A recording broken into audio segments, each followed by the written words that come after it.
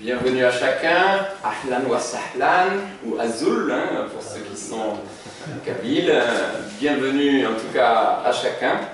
Et oui, c'est quelque chose vraiment d'important, je crois, à la fois pour les chrétiens, les juifs, les musulmans, les différentes religions du livre. La personne de Jésus, on sait que c'est quelqu'un qui est unique, parce qu'il est vraiment étonnant. Le Coran, l'Évangile disent que c'était un homme sans péché.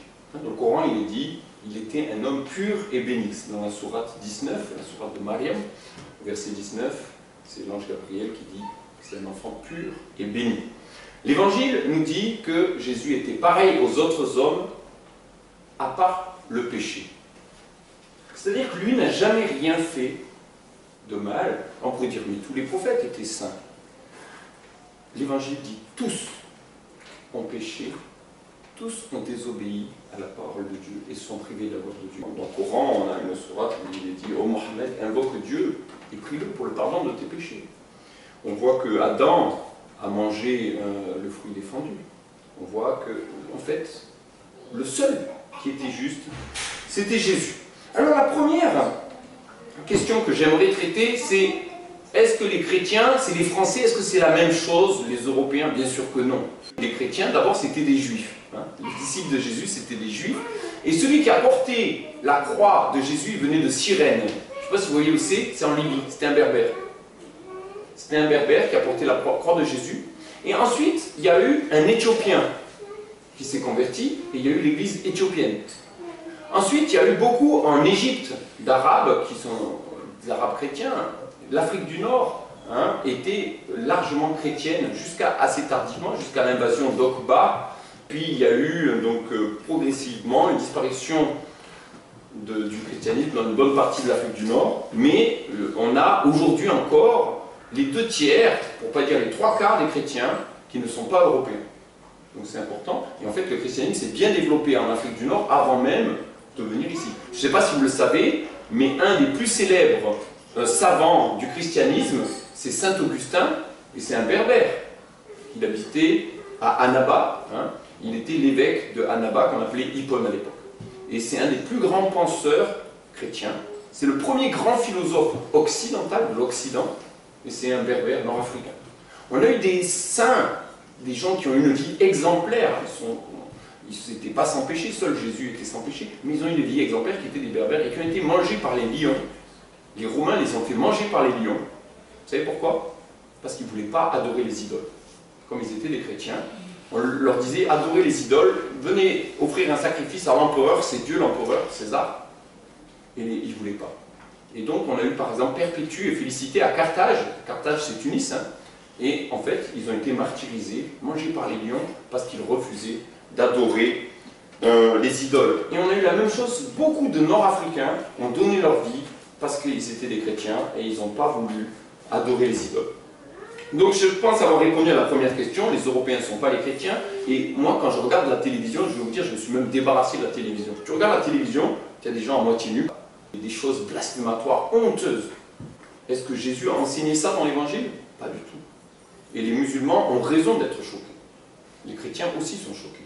Beaucoup de Français ont rejeté et abandonné Dieu. Dieu, tout ça, l'éternité, ils s'en vont. Et nous, on allait présenter Dieu dans les bars d'immeubles.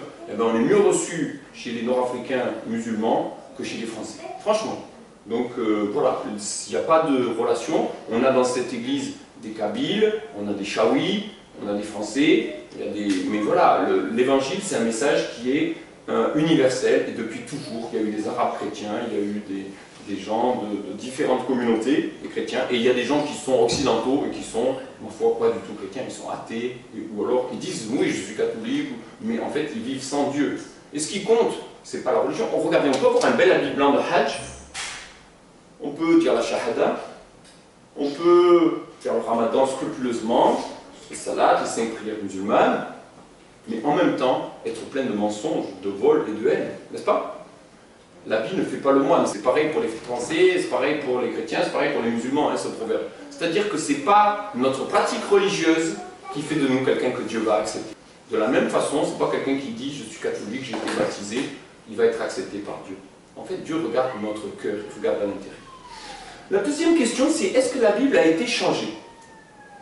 C'est important parce que, avant d'examiner un livre saint, il faut savoir si on peut s'appuyer dessus. Est-ce que c'est vrai, est-ce que c'est pas vrai? Il y a aujourd'hui certains musulmans qui disent que la Bible aurait été changée.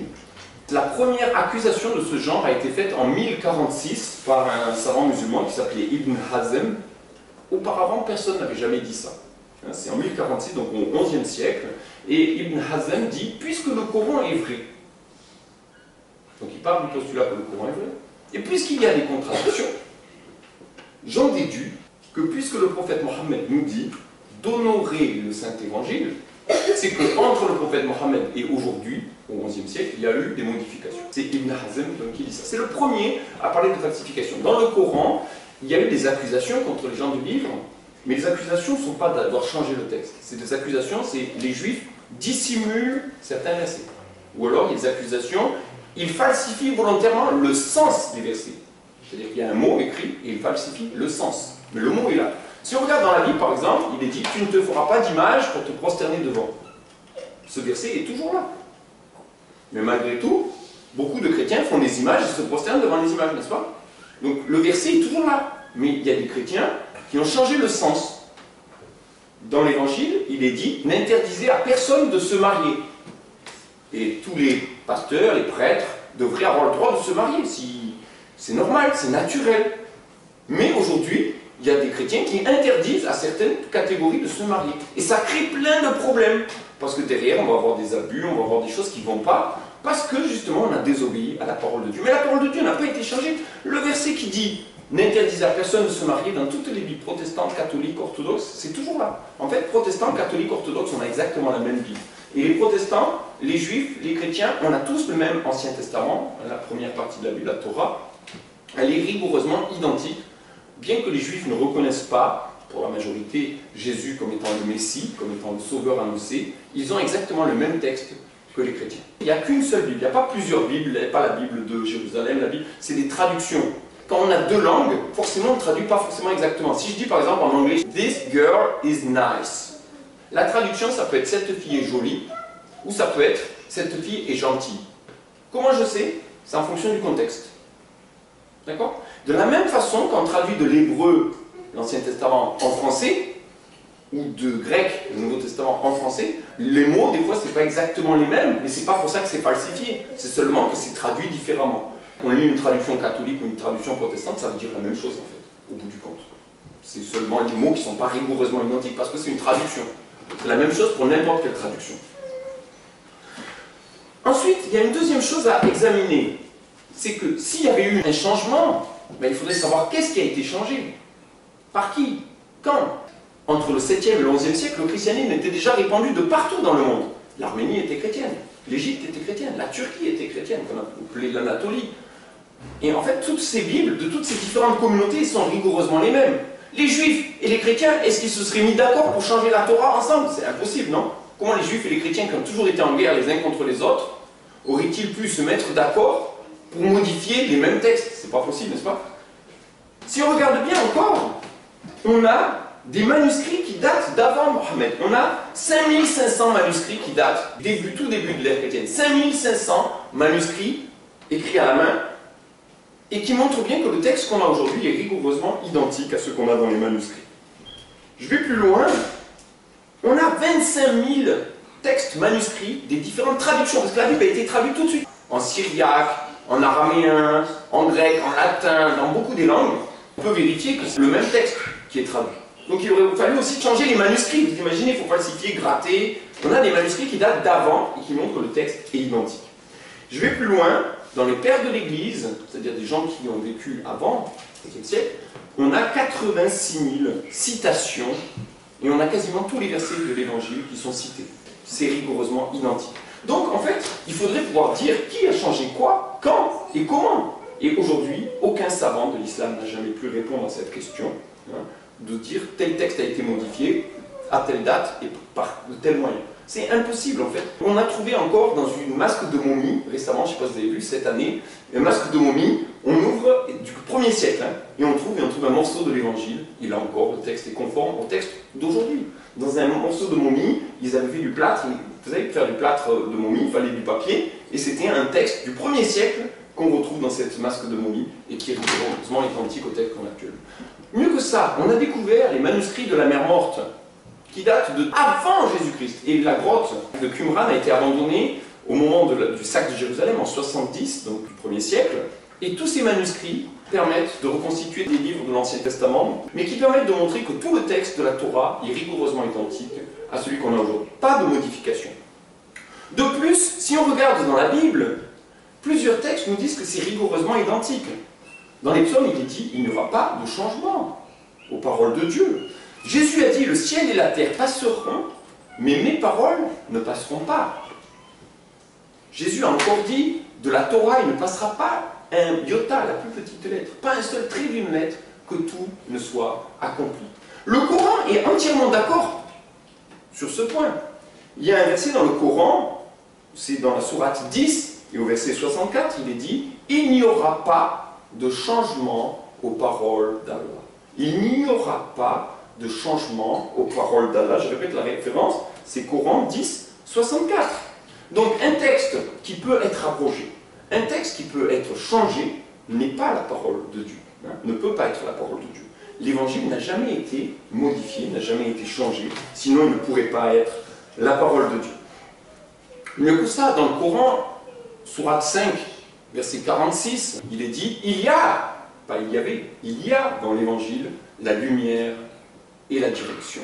Sourate 5, verset 46. Dans le Coran, il est encore dit, au chapitre 10, sourate 10, verset 94, « Ô Mohammed, si tu es dans le doute sur ce qui t'a été descendu d'en haut, demande à ceux qui lisent le livre révélé avant. » C'est quoi le livre révélé avant?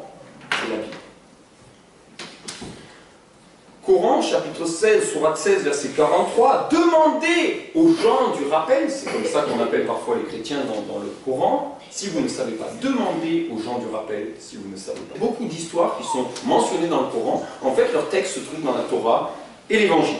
Il y a eu ensuite d'autres savants qui ont dit d'autres choses, mais ça c'est le texte du Coran. Et quand le tafsir contredit le Coran, qui faut-il écouter? Le tafsir ou le Coran? Je pense qu'un musulman devrait avoir une priorité dans le Coran par rapport au tafsir. Le tafsir dit que l'évangile est modifié, le Coran nous dit qu'il y a dans l'évangile la lumière et la direction. Donc si la Bible n'a pas été changée, ensuite il faut voir aussi comment on la comprend. Hein, c'est une chose supplémentaire, parce qu'on peut comprendre mal. La chose suivante, c'était est-ce que Jésus est un prophète? Là je pense que les musulmans et les chrétiens on est d'accord.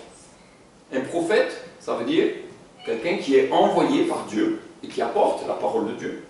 Et nous sommes convaincus que Jésus est effectivement un prophète envoyé de la part de Dieu, qu'il est un messager de Dieu, qu'il a apporté la parole de Dieu, qu'il a donné un enseignement extraordinaire. Je ne sais pas si vous connaissez l'enseignement de Jésus, mais je vous propose qu'on lise un ou deux versets de l'enseignement de Jésus pour que vous puissiez voir combien il est prophète, combien il a apporté la parole de Dieu. Je lis dans l'évangile rapporté par Matthieu, un des compagnons de Jésus, et Matthieu nous rapporte les paroles de Jésus. Ne croyez pas que je suis venu pour abolir la Torah ou les prophètes. Je suis venu non pas pour abolir, pour abroger, mais pour accomplir. Et qu'est-ce que va nous dire l'Évangile? Par exemple, gardez-vous de pratiquer votre religion. Le mot, c'est tzedaka. En arabe, on dit zakat. C'est l'aumône. Gardez-vous de faire la zakat devant les hommes, quand tu donnes à un pauvre, pour te faire remarquer. Sinon, vous n'aurez pas de récompense de votre Père qui est dans les cieux. La Bible parle souvent de votre Père qui est dans les cieux. Ça ne veut pas dire que Dieu a des enfants, c'est pas ça que ça veut dire. Dieu ne s'est pas marié pour faire des enfants, mais il est parlé de l'amour de Dieu, de sa bonté envers nous, du fait qu'il nous regarde comme un bon et tendre Père. C'est lui qui nous a donné la vie. Gardez-vous de faire le bien devant les hommes pour vous faire remarquer, sinon vous n'aurez pas de récompense. Mais toi, quand tu donnes, ne fais pas sonner la trompette devant toi, mais que ta main droite ne sache pas ce que fait ta main gauche. Et que ton aumône soit connu, non pas des hommes, mais de Dieu. Et ton Père qui voit dans le secret, c'est lui qui te revaudra ça. Même chose pour la prière. Les hypocrites, ils se mettent bien au milieu de la rue pour que tout le monde remarque qu'ils font la prière. Mais toi, quand tu pries, entre dans ta chambre, ferme sur toi la porte et parle à ton Père qui est là, dans le secret. Et ton Père qui voit dans le secret te le revaudra. Donc ça, c'est dans le texte qu'on appelle le Sermon sur la montagne, et où Jésus explique plusieurs aspects religieux, donc la prière, le jeûne Hein, il parle du jeûne aussi, quand on fait le jeûne, il dit n'allez pas vous plaindre et dire oh c'est dur avec la chaleur, j'ai soif. Si tu fais ça pour te faire remarquer, vous n'aurez pas de récompense. Mais ton jeûne, qu'il ne soit pas connu des hommes, il soit connu de Dieu. Voilà. Donc ça c'est l'enseignement de Jésus, un enseignement qui a inspiré la déclaration des droits de l'homme et du citoyen, la loi de non-assistance à personne en danger par exemple, Jésus qui dit qu'on sait faire le bien et qu'on ne le fait pas, on se rend coupable d'un péché. C'est naturel de faire le bien. Vous voyez l'enseignement de Jésus? Tout ce que vous voulez que les autres vous fassent, faites-le leur vous aussi de même. Et c'est Jésus qui a dit, tu dois aimer ton prochain comme toi-même. Il va même dire plus loin, tu dois même aimer ton ennemi. Si ton ennemi te frappe sur la joue droite, tends-lui la gauche. Si ton ennemi a faim, donne-lui à manger. On doit essayer de surpasser le mal par le bien. On voit que c'est un prophète, n'est-ce pas? C'est quelqu'un qui parle de la part de Dieu, quelqu'un qui apporte la parole de Dieu. Jésus avait été annoncé dans Deutéronome 18 comme étant le prophète qui devait venir. Donc oui, Jésus est un prophète. Est-ce que Jésus doit revenir? Les musulmans croient ça aussi. Et j'apprends ça aux chrétiens qui, ici, ne le savent peut-être pas. Mais les musulmans savent que Jésus est vivant. Tous les prophètes sont morts et enterrés et ne peuvent rien faire pour nous. Mais Jésus est vivant. Jésus est à la droite de Dieu. Il doit revenir pour juger les vivants et les morts. Et tous les hommes de la terre seront jugés un jour par Jésus. D'où l'importance de connaître Jésus. D'où l'importance de savoir ce qu'on aura à répondre si on doit être jugé par Jésus. Tous les hommes de la terre doivent être jugés par Jésus. Et l'Évangile nous parle aussi de ça. C'est dans Matthieu, chapitre 25, où il est parlé du jugement dernier. Et il est dit, quand le Fils de l'homme viendra dans sa gloire, c'est comme ça que Jésus est mentionné, avec tous ses saints anges, toutes les nations, toutes les ethnies, pas seulement les Français, hein, toutes les ethnies de la terre seront rassemblées devant lui. Alors le roi séparera les uns d'avec les autres, comme un berger sépare les brebis d'avec les boucs. Il mettra les brebis à sa droite et les boucs à sa gauche. Il se tournera vers ceux qui sont à sa droite et il leur dira, venez, vous, les bénis de mon Père. Entrez dans le royaume que Dieu a préparé dès avant le commencement du monde pour vous. Parce que j'ai eu faim, vous m'avez donné à manger. J'ai eu soif, vous m'avez donné à boire. J'étais étranger et vous m'avez accueilli. J'étais démuni, vous m'avez vêtu. Malade, en prison, vous êtes venu me voir. Alors les justes lui diront, Seigneur, quand c'est qu'on t'a vu avoir faim et qu'on t'a donné à manger, avoir soif, qu'on t'a donné à boire, d'être étranger, qu'on t'a accueilli, etc. Et Jésus, il dira, quand vous avez fait cela à l'un de mes petits frères, c'est plus petit là, mes frères, c'est à moi que vous l'avez fait. Il se tournera vers ceux de sa gauche et leur dira, allez-vous-en loin de moi, maudits dans le feu éternel, préparé pour le diable, Iblis, et ses anges, car j'ai eu faim, mais pas donné à manger. J'ai eu soif, mais pas donné à boire. J'étais étranger, mais pas accueilli. Le racisme, c'est un péché. Le non-accueil de l'étranger. Celui qui n'accueille pas l'étranger n'accueille pas Jésus. Ah bon, non? Quand c'est qu'on t'a vu? Qu'on t'a fait ça? Non. Quand c'est qu'on t'a vu avoir faim, avoir soif, qu'on n'a rien fait? En tant que vous ne l'avez pas fait à l'un de ces plus petits de mes frères, c'est à moi que vous ne l'avez pas fait. Et ils iront dans le feu éternel et les justes à la vie éternelle. C'est dans l'Évangile selon Matthieu, chapitre 25, pour ceux qui veulent relire cette histoire. Vous voyez que musulmans et chrétiens, on croit, les deux, à ce qu'on doit un jour être jugé par Jésus, selon ce qu'on a fait. Et il y en a qui vont aller dans le feu éternel, et il y en a qui vont aller dans la vie éternelle. La vie éternelle, être pour toujours auprès de Dieu, être dans la félicité, être dans la joie, comme si on retrouvait le jardin d'Éden.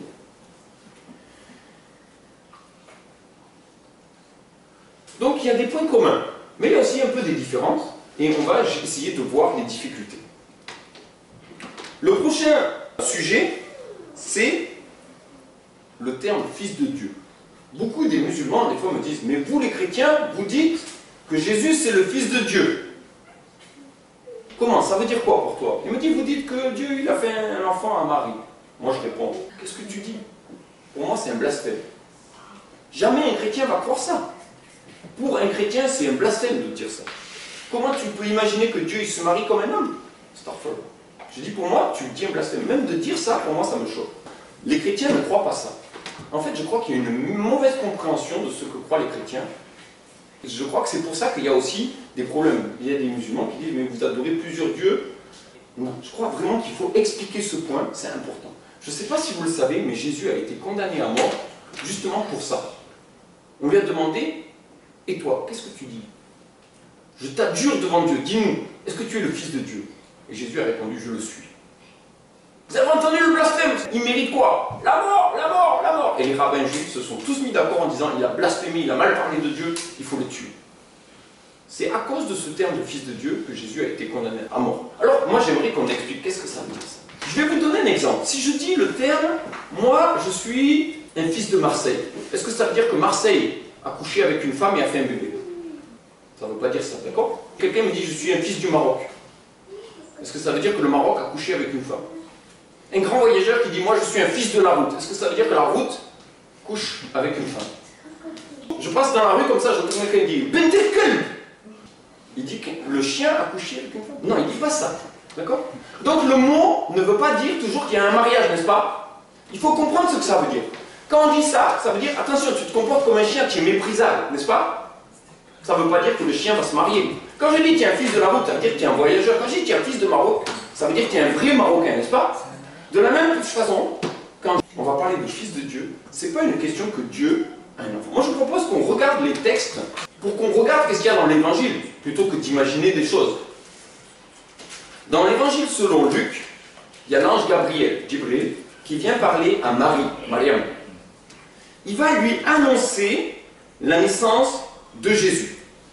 Donc l'ange rentre chez Marie et il lui dit, je te salue, toi à qui une grâce a été faite, le Seigneur est avec toi. Marie, elle ne sait pas ce que ça veut dire. Et l'ange lui dit, n'aie pas peur Marie, tu as trouvé grâce devant Dieu, tu deviendras enceinte, et tu enfanteras un fils, et tu lui donneras le nom de Jésus. Ça veut dire le sauveur, celui qui sauve. Il sera grand, et il sera appelé le Fils du Très-Haut. C'est là que le terme apparaît. Il sera appelé le Fils du Très-Haut. Et le Seigneur Dieu lui donnera le trône de David son père. Il régnera sur la maison de Jacob éternellement. Son règne n'aura pas de fin. Marie dit à l'ange, mais comment c'est possible? Je ne connais pas d'homme. Elle n'était pas mariée, elle était fiancée, elle n'avait jamais couché avec un homme, elle était vierge. Et l'ange lui dit, le Saint-Esprit viendra sur toi, et la puissance du Très-Haut te couvrira de son ombre. C'est pourquoi le Saint-Enfant qui naîtra de toi sera appelé Fils de Dieu. Donc vous comprenez qu'en fait, sans la toucher, Dieu a placé cet enfant miraculeusement en Marie. C'est pour ça qu'il n'y a pas de père mentionné. Hein? On ne dit pas Jésus, fils de Joseph. C'est Dieu qui a placé cet enfant miraculeusement en Marie.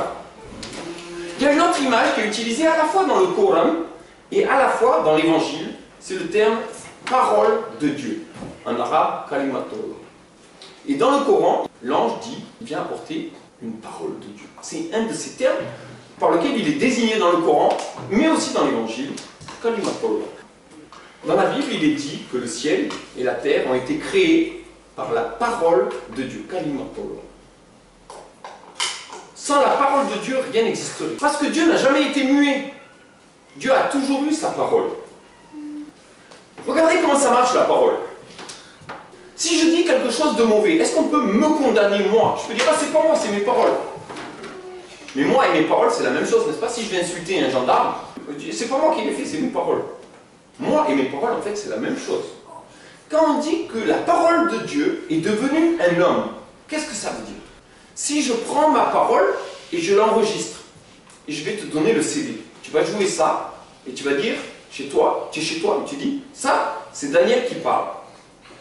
On va dire, non, Daniel, il habite là-bas. C'est pas possible que ce soit lui. Oui, mais c'est sa parole qui est là, d'accord?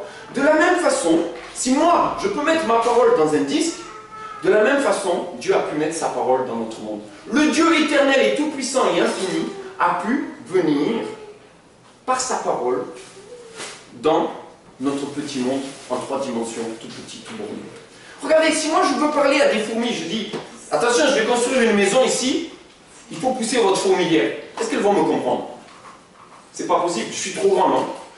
Les fourmis, elles vont me regarder et vont rien comprendre. Il faudrait que je devienne une fourmi, et là je vais leur parler en langage de fourmi, là elles vont comprendre. Moi je ne peux pas devenir une fourmi. Mais pour Dieu, rien n'est impossible. C'est un verset de l'Évangile.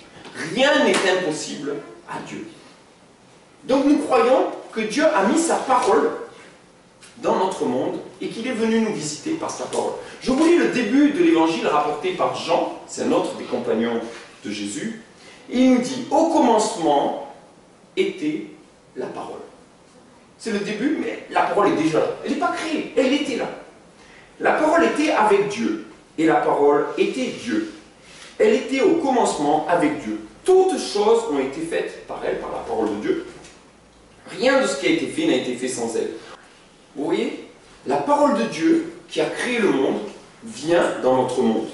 Et le monde ne l'a pas connu. Il est venu chez les siens ne l'ont pas reçu. Mais à tous ceux qui l'ont reçu, lui, la parole de Dieu, à ceux qui croient en son nom, il a donné le pouvoir de devenir enfants de Dieu. On va expliquer le terme encore. La parole a été faite chair, est devenue un homme, et a habité parmi nous, pleine de grâce et de vérité, et nous avons contemplé sa gloire, une gloire comme la gloire du Fils unique venu du Père. Je ne sais pas si vous comprenez, mais ce que dit l'Évangile, c'est que la parole éternelle de Dieu est devenue un être humain. C'est que la parole éternelle de Dieu s'est incarnée et a pris la forme d'un homme. Si je prends mon appareil phonatoire comme exemple, mon appareil phonatoire, c'est ma langue, mon palais, et mes cordes vocales, ça va faire les sons, d'accord? Comment ça vient? Il y a le souffle. Je respire. Quand on met la main là-devant, je sens, ça souffle, n'est-ce pas? Le souffle travaille avec mon appareil phonatoire et produit la parole. Les trois fonctionnent ensemble. Mon appareil phonatoire, mon souffle, ma parole. Mais c'est trois choses différentes. Je peux faire le souffle sans faire la parole. J'existe même si j'ai ni souffle ni parole. Je suis plus grande que ma parole. Ma parole ne fait que ce que je lui ordonne de faire.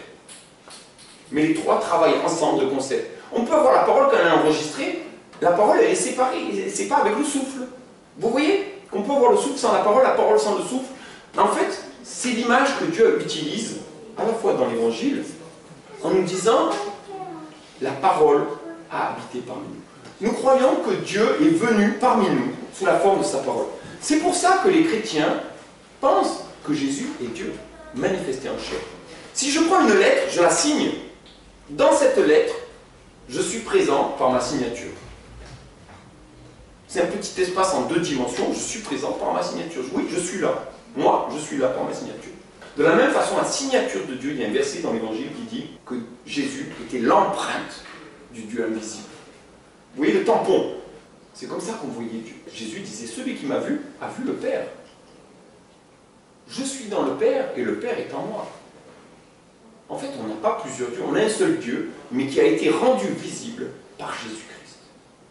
Jésus-Christ, c'est Dieu manifesté en chair, en tant qu'homme. On va dire, mais s'il prend un corps humain, il va se salir. Un corps humain, c'est sale. Regardez, si je regarde une flaque de boue là, et dans la flaque de boue, je vois le reflet du soleil. Je dis, oh, regardez le soleil. Est-ce que le soleil s'est sali d'être dans la boue? Dieu est plus grand que le soleil.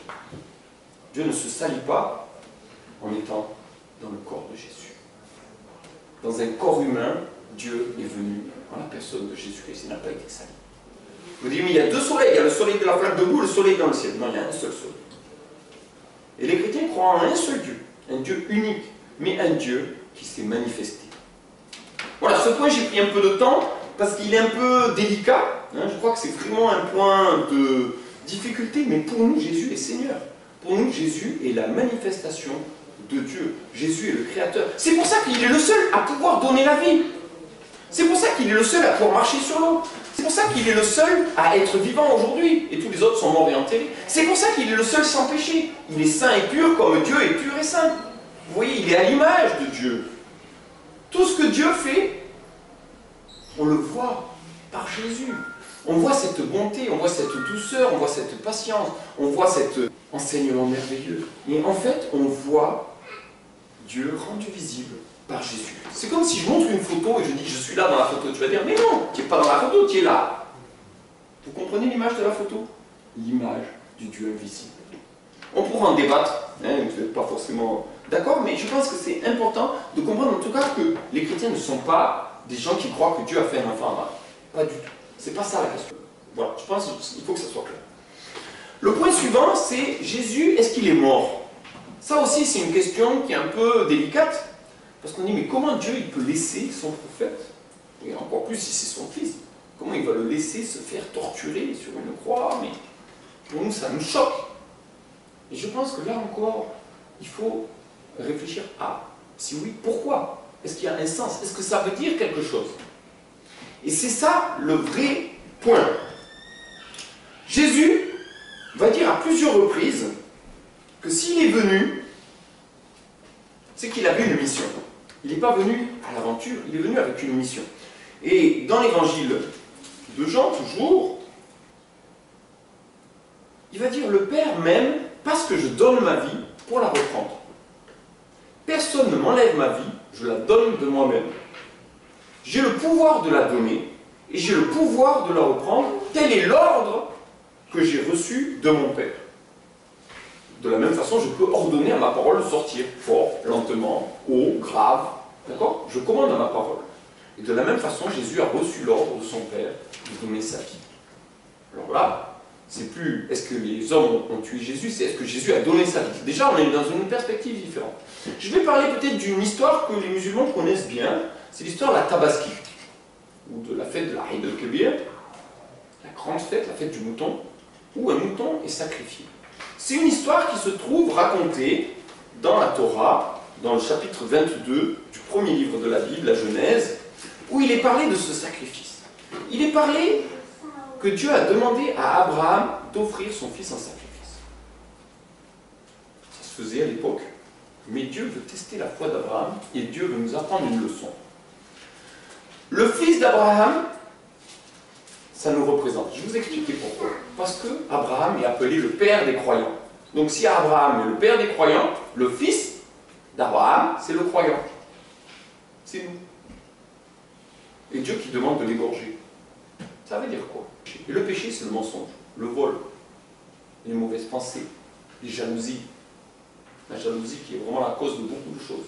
L'orgueil, les vantardises. Toutes ces choses, la haine, toutes ces choses nous salissent et nous rendent impurs devant Dieu. On ne peut pas s'approcher de Dieu à cause de ces choses-là. Et alors, tous, puisque tous ont péché, on mérite la mort. Parce que Dieu a dit, le salaire du péché, c'est la mort. Ce que mérite le péché, c'est la mort. Si on a tous péché, qu'est-ce qu'on mérite? La mort. Il est avec le couteau, il va égorger son fils. Qu'est-ce qui se passe? L'ange qui vient. Et qu'est-ce qu'il dit? Je sais que tu crains Dieu. Arrête. Abraham se retourne, qu'est-ce qu'il voit? Pris par les cornes, un mouton. Il va prendre le mouton, il va l'offrir en sacrifice à la place de son fils. Le fils est sauvé parce que quelqu'un a pris sa place. Ça, c'est une belle histoire. Et tous les musulmans connaissent cette histoire. Chaque année, ils commémorent ce sacrifice par la Eid al-Kabir. Dans l'évangile, Jésus est appelé l'agneau de Dieu. Il y a un autre prophète, Yahya ibn Zakaria, Jean-Baptiste. Quand il voit venir Jésus, il dit, celui-là, c'est lui, l'agneau de Dieu, celui qui enlève le péché du monde.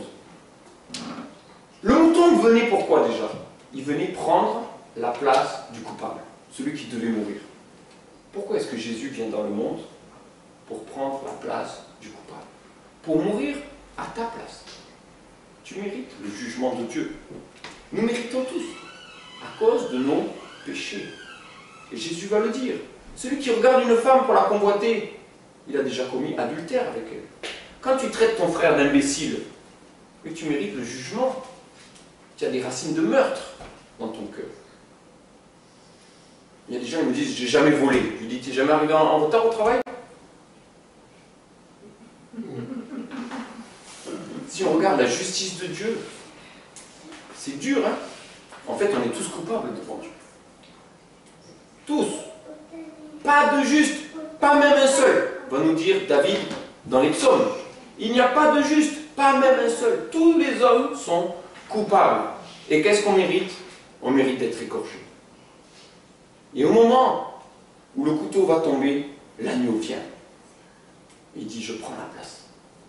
L'agneau prend la place. L'ange qui arrête et qui dit, l'agneau prend la place. Vous comprenez maintenant un peu mieux peut-être que Jésus, en fait, s'il meurt, c'est pas par aventure parce qu'il est impuissant. Il vient parce qu'il vient donner sa vie. Personne ne me prend ma vie. Je la donne de moi-même. Je la donne pour mes brebis. Je vais prendre une autre image. Supposons que mon métier, ça soit de travailler au tribunal, je suis juge. On m'amène mon fils, il a traîné avec des voyous, et ils ont fait une grosse bêtise, ils ont brûlé une voiture. On me dit c'est ton fils, on l'a attrapé, il a brûlé une voiture.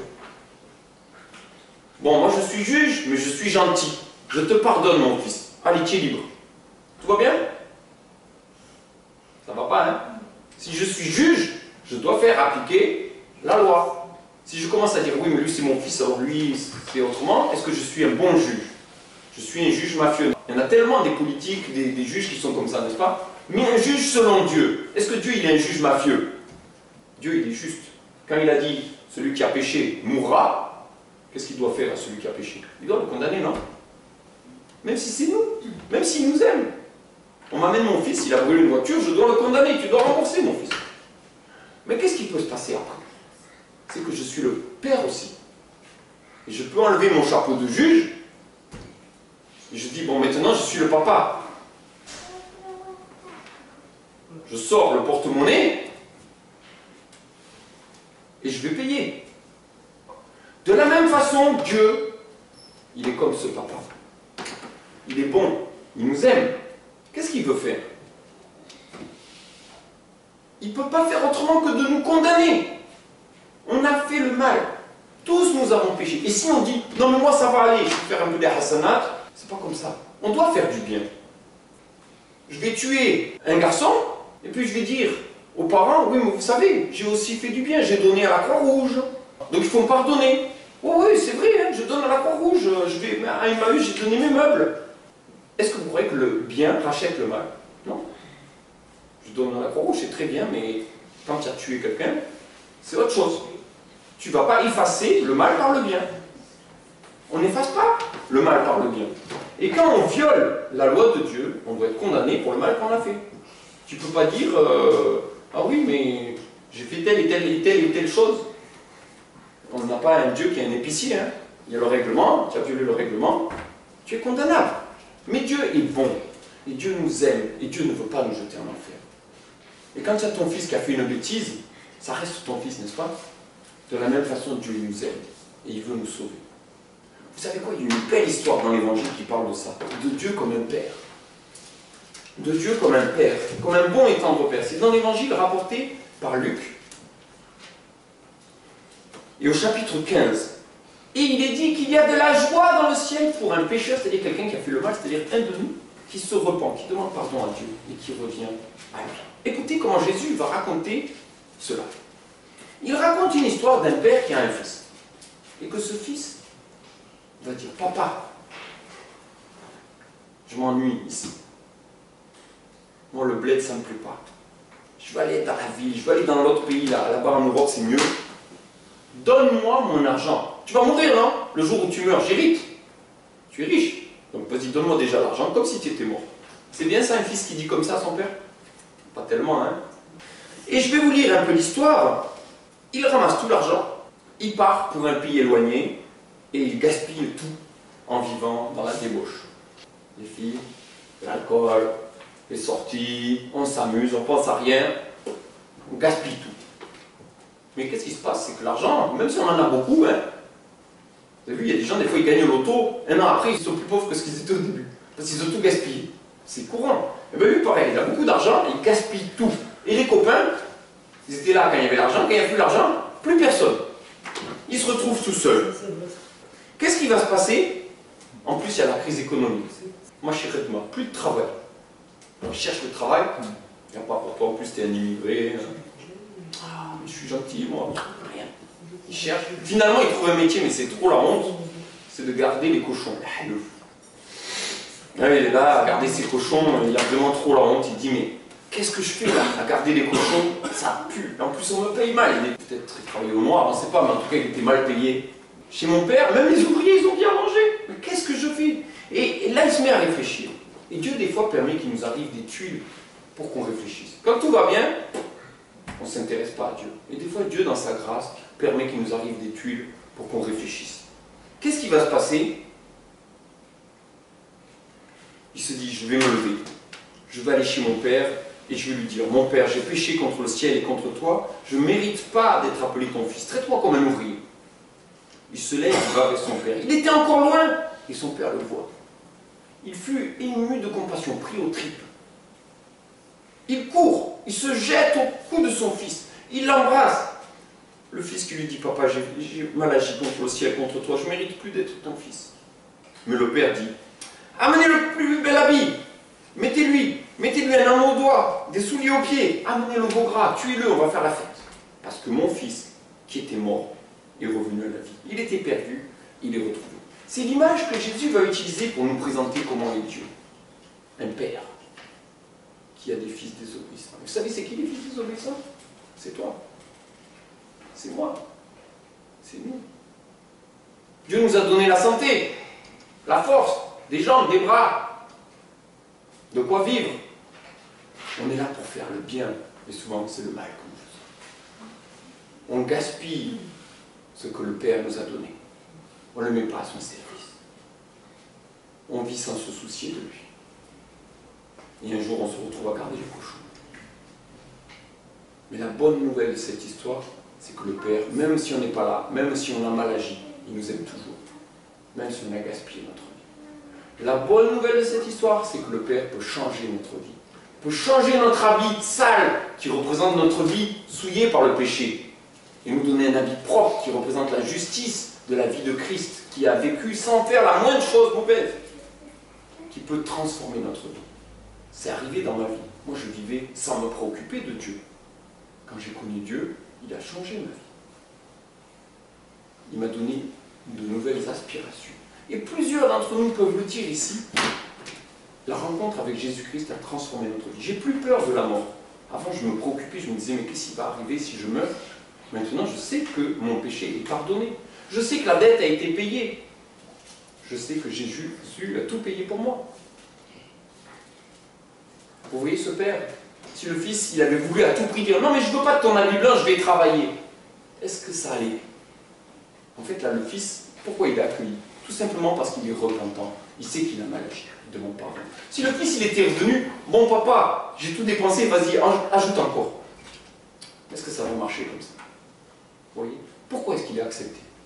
Il revient, il est repentant. La seule chose que Dieu accepte, c'est un cœur brisé. Il n'y a pas besoin de faire telle religion. Il n'y a pas besoin de faire telle bonne œuvre pour gagner son ciel. Non, il faut qu'on fasse un constat d'échec. Je suis incapable. La Bible nous dit, sans la foi, il est impossible de plaire à Dieu. La foi, c'est la confiance qu'on a en Dieu. La Bible nous demande de nous arrêter d'arrêter de vivre sans lui, d'arrêter de vouloir nous sauver par nos propres forces et d'accepter le cadeau que Dieu nous fait.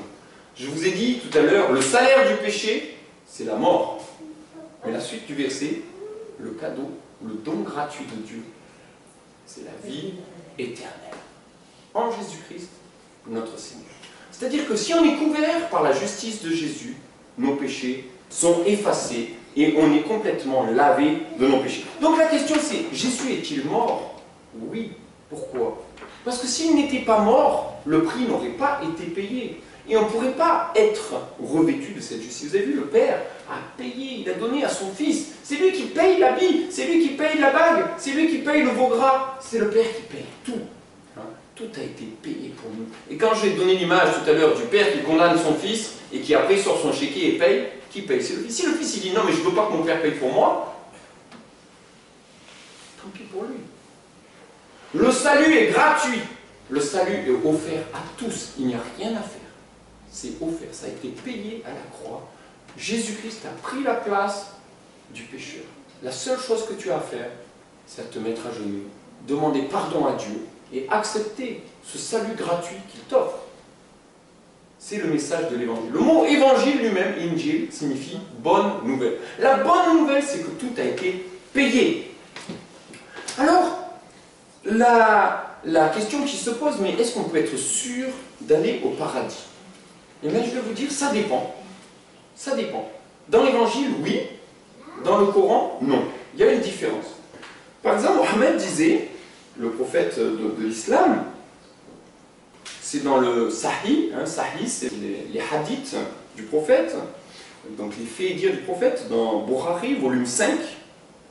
C'est le livre 58, et la citation numéro 266, 5, 58, 266. Borari est très important pour les musulmans sunnites.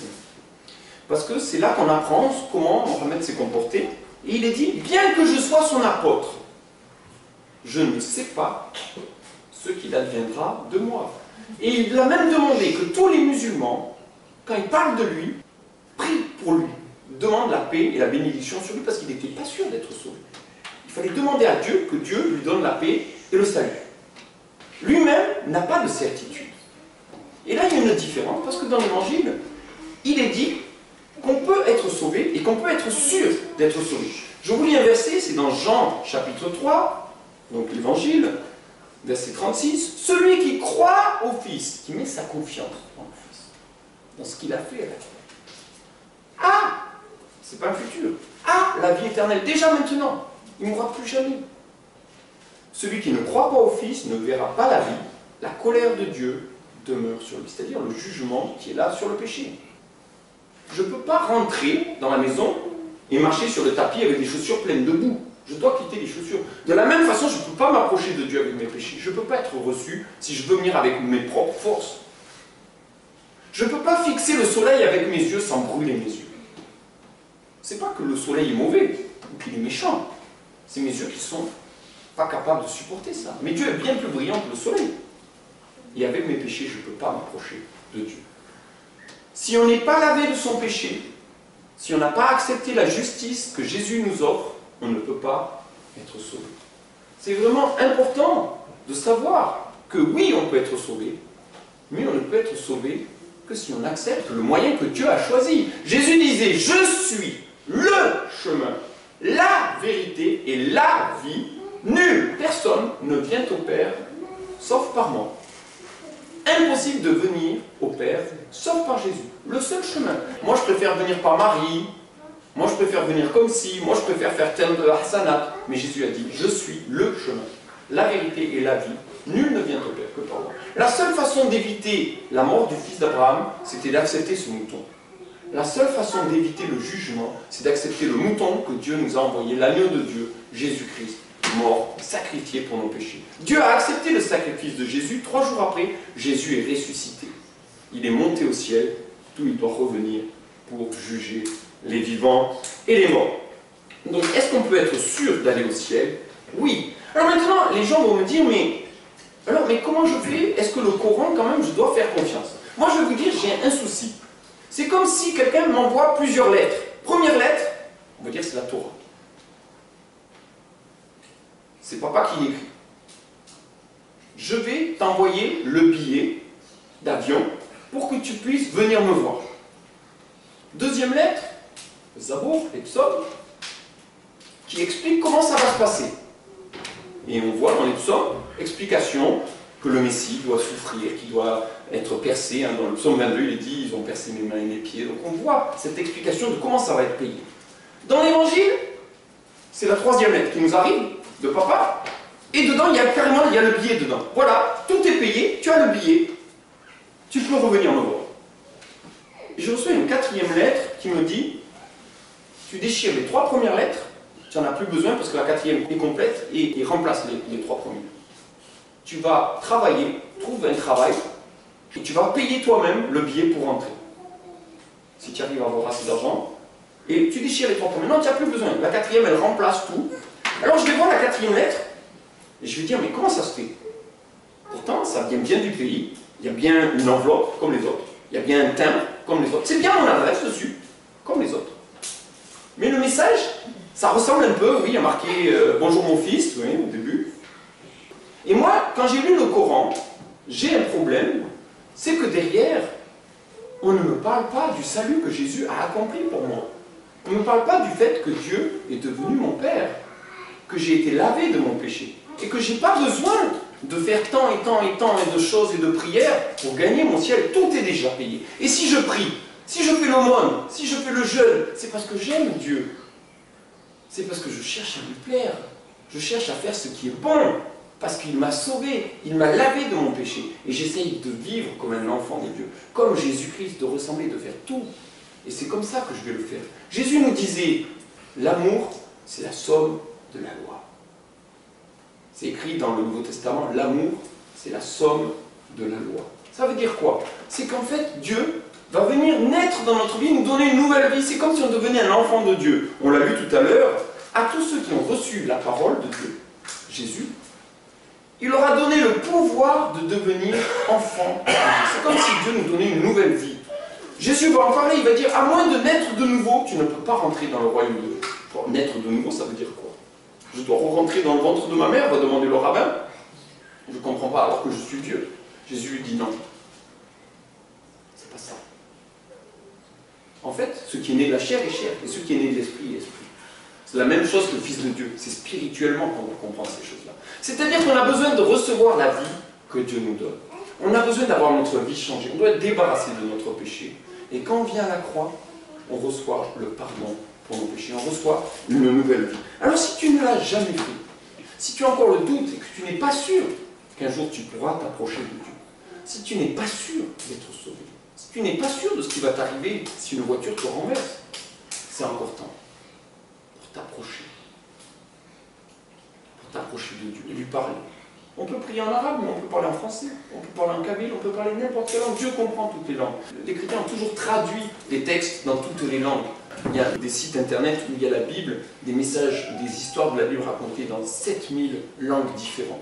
Pour nous, on peut parler à Dieu dans notre langue naturelle, même dans notre tête, même sans formuler. Dieu voit à l'intérieur même de notre tête. Et tu peux demander à Dieu. Je te demande pardon, mon Dieu. Je te demande pardon parce que j'ai vécu sans te connaître. J'ai gaspillé la vie que tu m'as donnée pour vivre selon ma propre volonté, non pas selon la tienne. J'ai violé tes commandements. J'ai été jaloux, voleur, menteur, immoral. Je t'en demande pardon. Merci parce que Jésus-Christ est mort sur la croix et qu'il a payé pour mes péchés. Il a été comme cet agneau qui meurt à la place du fils d'Abraham. Si tu reçois ce cadeau, si tu fais sincèrement cette simple prière, avec sincérité, Dieu t'accepte comme son enfant. Il peut naître en toi. Il l'a fait dans ma vie. Il l'a fait dans la vie de certains ici. Et c'est quelque chose que la Bible nous dit. Je ne mettrai pas dehors celui qui vient à moi, dit Jésus. Celui qui croit en moi ne mourra jamais. Si tu confesses de ta bouche Jésus comme Seigneur, c'est-à-dire comme Dieu, et c'est ça qui est difficile, et que tu crois dans ton cœur que Dieu l'a ressuscité d'entre les morts, tu seras sauvé. Il faut croire à la fois à la divinité de Jésus-Christ et croire qu'il est mort et ressuscité. C'est des points qui sont importants, parce que dans l'Évangile, c'est comme ça qu'on est sauvé.